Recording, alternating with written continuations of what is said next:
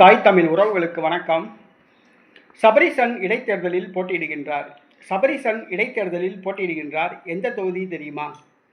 சபரீசன் இடைத்தேர்தலில் போட்டியிடுகின்றார். எந்த தொகுதி தெரியுமா என்ற தலைப்பில் இந்த காணொலியை நாம் காண்கிறோம்.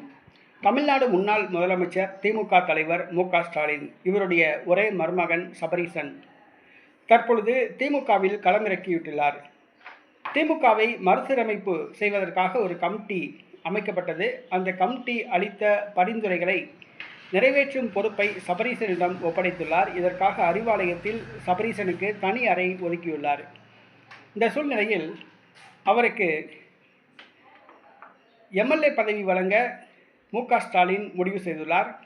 கட்சியிலும் அவருக்கு பதவி வழங்க உள்ளதாக கூறப்படுகிறது. இந்த சூழ்நிலையில் வருகிற இடைத்தேர்தலில் போட்டியிட சபரீசனுக்கு வாய்ப்பளித்துள்ளார் மு.க. ஸ்டாலின்.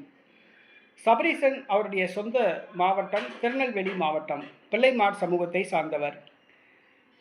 தற்பொழுது திருநெல்வேலி மாவட்டத்துக்கு அருகில் அம்பாசமுத்திரம் தொகுதி காலியாக உள்ளது. இடைத்தேர்தல் நடைபெற உள்ளது. அம்பாசமுத்திரம் தொகுதியில் இடைத்தேர்தலில் சபரீசனை களமிறக்க மு.க. ஸ்டாலின் முடிவு செய்துள்ளார்.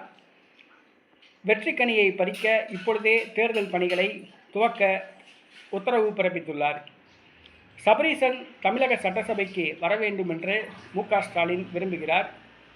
தற்பொழுது ஆதவ் அர்ஜுனா, புஷி ஆனந்தை உதயநிதியால் சமாளிக்க முடியவில்லை. சபரீசன் சட்டசபைக்கு வந்தால் நன்றாக இருக்கும் என மு.க. ஸ்டாலின் விரும்புகிறார். ஆகவே இடைத்தேர்தலில் போட்டியிட வாய்ப்பு வழங்குகிறார் மு.க. ஸ்டாலின். அம்பாசமுத்திரம் தொகுதி இடைத்தேர்தலில் சபரீசன் போட்டியிடுகின்றார்.